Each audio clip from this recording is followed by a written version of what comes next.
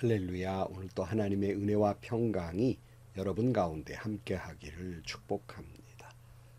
오늘 또 묵상의 말씀을 통해서 나에게 말씀하시는 하나님의 그 말씀을 듣는 은혜로운 시간이 되기를 축복합니다. 이 시간 하나님께서 우리에게 허락해 주신 말씀은 베드로전서 4장 12절에서 19절 말씀입니다. 사랑하는 여러분, 여러분을 시험하려고 시련의 불길이 여러분 가운데 일어나더라도 무슨 이상한 일이나 생긴 것처럼 놀라지 마십시오. 그만큼 여러분은 그리스도의 고난에 동참하는 것이니 기뻐하십시오. 그러면 그의 영광이 나타날 때 여러분은 또한 기뻐 뛰며 즐거워하게 될 것입니다. 여러분이 그리스도의 이름으로 모욕을 당하면 복이 있습니다. 영광의 영 곧 하나님의 영이 여러분 위에 머물러 계시기 때문입니다. 여러분 가운데 아무도 살인자나 도둑이나 악을 행하는 자나 남의 일을 간섭하는 자로서 고난을 당하는 일이 없도록 하십시오. 그러나 그리스도인으로서 고난을 당하면 부끄러워하지 말고 도리어 그 이름으로 하나님께 영광을 돌리십시오. 하나님의 집에서부터 심판을 시작할 때가 되었기 때문입니다. 심판이 우리에게서 먼저 시작되면 하나님의 복음에 순종하지 않는 자들의 마지막이 어떠하겠습니까? 의인도 겨우 구원을 받으면 경건하지 않는 자와 죄인은 어떻게 되겠습니까? 그러므로 하나님의 뜻을 따라 고난을 받는 사람은 선한 일을 하면서 자기의 영혼을 신실하게 조물주께 맡기십시오. 아멘. 살아있는 순교자로 살아가는 성도들에게 베드로 사도는 불시험을 당하거든 이상한 일이나 생긴 것처럼 그렇게 생각하지 말라고 오늘 본문에서 권면하고 있습니다. 12절 말씀에 보면 사랑하는 여러분, 여러분을 시험하려고 시련의 불길이 여러분 가운데 일어나더라도 무슨 이상한 일이나 생긴 것처럼 놀라지 마십시오. 그만큼 여러분은 그리스도의 고난에 동참하는 것이니 기뻐하십시오. 그러면 그의 영광이 나타날 때 여러분은 또한 기뻐 뛰며 즐거워하게 될 것입니다. 여기 불시험이라 그랬는데요. 여러분, 이 베드로전서가 쓰여질 때는 네로 황제가 기독교를 핍박하기 바로 직전의 모습이에요. 네로 황제가 로마에 불이 났지 않습니까? 네로가 불을 질렀다 하기도 하고 여러 가지 설이 있습니다만은 그 불이 나자 책임을 모면하려고 그 불의 책임을 기독교인들이 그랬다라고 신앙인들에게 다 떠넘기고 이 시련이 시작이 됩니다. 그런 의미에서 불길 같은 시험이라고 표현하고 있지 않는가 생각이 됩니다. 불의 시련이 온다 할지라도 신앙인은 놀라거나 낙심하거나 이상한 일이 당한 것처럼 생각하지 말라고 말씀하고 있습니다.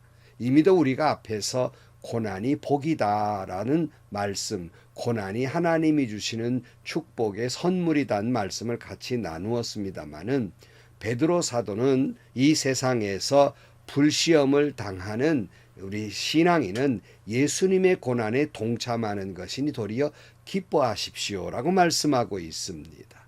그 이유는 주님의 고난에 동참하는 사람은 주님의 영광에도 동참하는 것이기 때문에 불시험을 기쁘게 감당하고 승리해서 주님의 영광에 동참하는 그런 사람들이 되라고 권면하고 있는 것입니다. No cross, no crown이라는 말 참 저는 좋아합니다. 고난이 없으면 영광도 없는 겁니다.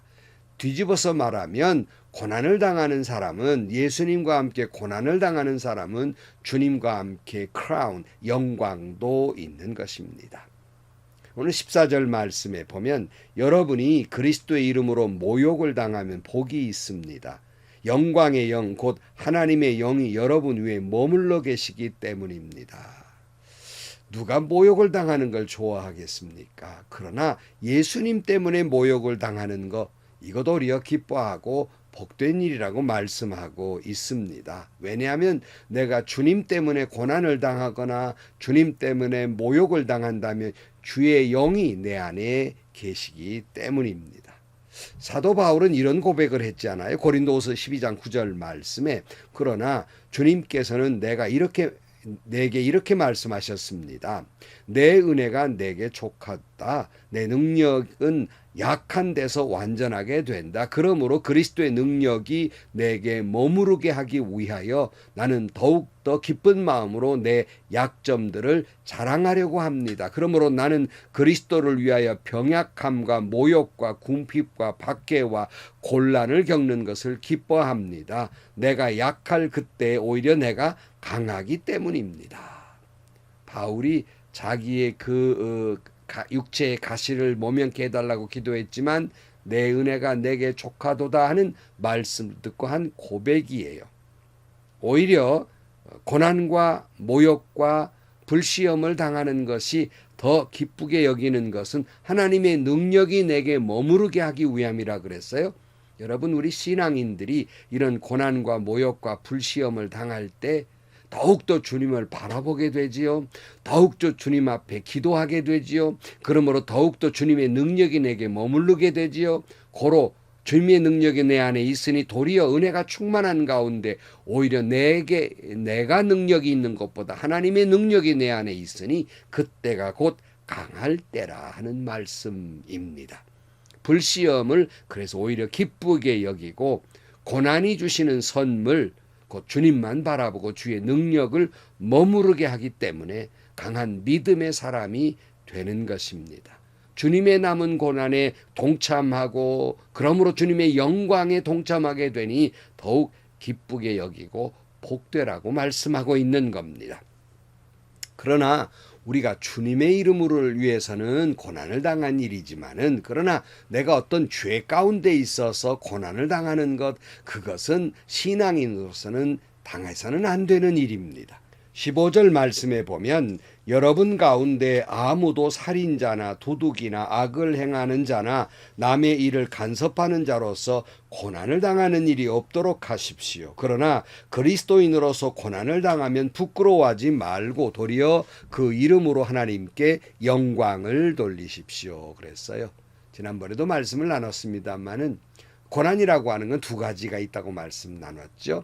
하나는 내가 잘못해서 당하는 고난이에요. 죄를 지어서 당하는 고난이에요. 이런 고난이거든 얼른 우리는 엎드려 회개해야 할 일이죠. 그러나 그리스도인으로서 당하는 고난이라고 하면 이상하게 여기지 말고 놀라워하지 말고 부끄러워하지도 말고 주님 고난 당하셨으니 그 뒤를 따라가는 우리야 마땅히 고난을 당하는 일이고 주님의 고난에 동참했으니 도리어 기뻐할 일은 그 영광에도 동참하게 될 일이니 기뻐해야 할 일이라고 말씀하고 있는 겁니다. 17절 말씀 하나님의 집으로부터 심판을 시작할 때가 되었기 때문입니다. 심판이 우리에게 먼저 시작되면 하나님의 복음에 순종하지 않는 자들의 마지막이 어떠하겠습니까? 의인도 겨우 구원을 받으면 경건하지 않는 자와 죄인은 어떻게 되겠습니까? 그러므로 하나님의 뜻을 따라 고난받는 사람은 선한 일을 하면서 자기의 영혼을 신실하신 조물주께 맡기십시오. 그랬어요. 성도 여러분 베드로전서 반복됩니다마는 주님의 뜻을 따라서 선한 일을 하다가 고난을 당하는 일이 생긴다면 그리스도인으로서 고난을 받는 일이라면 더욱더 신실하게 생각하고 더욱더 하나님께 내 영혼까지도 주님께 맡길 일입니다. 주님은 역사하실 것이고 최후 승리하게 해 주실 것입니다. 말씀을 이렇게 나누지만 사실 우리 마음속에 어떤 마음이 있어요? 누군들 고난을 좋아하겠습니까? 누군들 모욕받는 걸 좋아하겠습니까? 그런 사람 없어요. 근데 여러분 다 싫어하는 일이죠. 주기철 목사님도 신사참배를 반대하다가 끌려가서 온갖 모진 고문을 당하고 잠시 집에 왔다가 다시 일본 순사들이 잡으러 왔을 때 주기철 목사님도 집 기둥을 부여잡고 뱅뱅뱅 돌았다는 거 아닙니까? 가기 싫어서. 누가 고난당하는 걸 좋아하겠습니까? 예수님도 십자가를 앞에 놓고 하나님께 이 잔을 내게서 지나가게 하옵소서. 누군들 십자가 지기를 좋아하겠습니까? 예수님들 그 십자가의 고통이 좋았겠습니까? 그러나 여러분, 이상한 사람이 아니고는 결코 이런 걸 좋아하거나 육체적인 고통을 좋아할 수 없는 일이고, 불시험을 누가 좋아하겠습니까? 네로 황제가 기독교인들을 불에 태워 죽이고 사자밥이 되게 할 때 이것을 누가 즐겨 하겠습니까? 누가 좋아했겠습니까?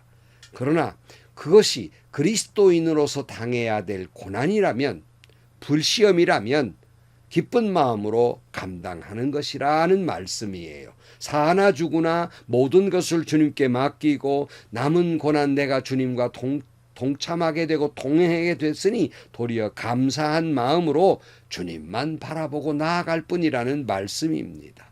이 시험을 이상하게 여기거나 절망적으로 생각하지 말고 놀라지 말고, 바울 사도의 고백처럼 주님의 남은 고난을 내 육체에 채운다고 선언한 바울처럼 그 고난에 동참할 일이 아니겠습니까?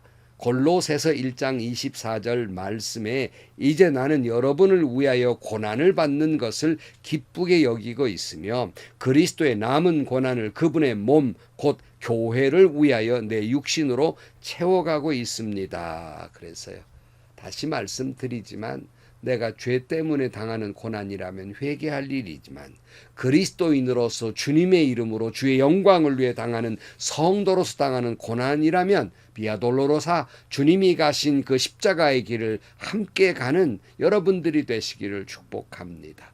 그 고난에 동참하는 사람은 곧 그 영광에도 동참하게 될 것이니 고난이 복이라는 말씀이고 고난을 기쁘게 감당한다는 말씀입니다. 기도하시겠습니다.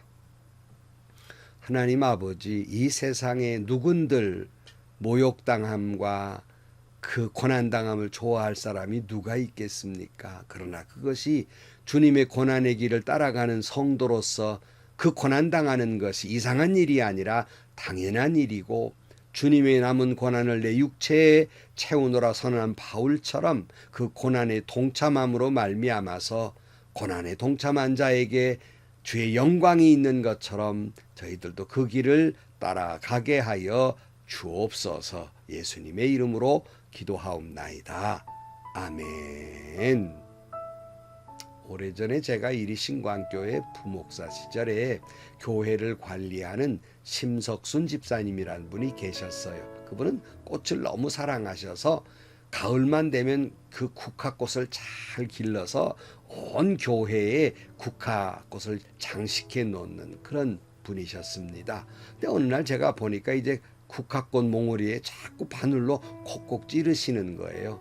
아유, 집사님, 꽃을 사랑한다는 분이 왜 그렇게 꽃을 괴롭히십니까? 그랬더니, 목사님, 이 국화꽃에 이렇게 자꾸 자극을 주면 가을에 꽃이 활짝 핍니다 하는 말씀을 하시는 걸 들었습니다. 저는 식물에 대해서 잘 모르지만 깨달음이 있었어요. 여러분, 누가 바늘로 찔리는 아픔을 좋아했겠습니까? 그러나 가시 속에 담긴 은혜, 고난 속에 담긴 은혜가 있다는 말씀입니다.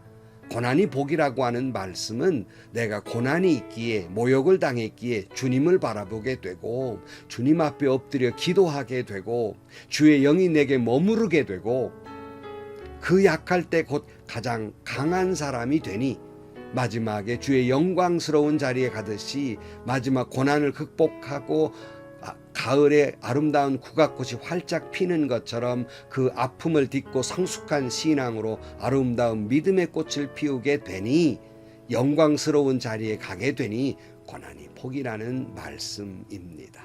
아프고 힘겹고 괴롭지만 오늘 또 그리스도인으로서 당하는 고난이라면 기쁘게 여기고 그 길을 주님을 따라 걸어가는 여러분들이 되시기를 축복합니다.